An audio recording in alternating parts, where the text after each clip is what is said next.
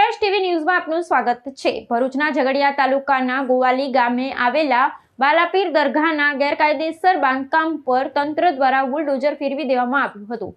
આ દરમિયાન કોઈ અનિચ્છનીય ઘટના ન બને તે માટે ચાંપતો પોલીસ બંદોબસ્ત ગોઠવાયો હતો।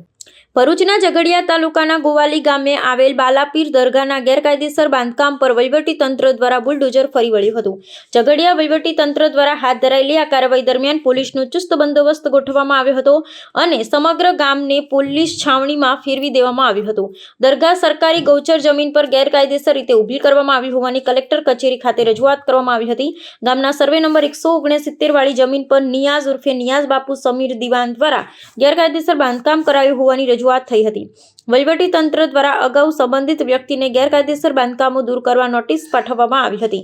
નોટિસનો સમયગાળો પૂર્ણ થયા બાદ પણ બાંધકામ દૂર ન કરાતા તંત્રએ ઓપરેશન ડિમોલિશન હાથ ધરી કાર્યવાહી અમલમાં મૂકી હતી। કાર્યવાહી દરમિયાન કોઈ અનિચ્છનીય બનાવ ન બને તે માટે પોલીસનો કડક બંદોબસ્ત ગોઠવાયો હતો।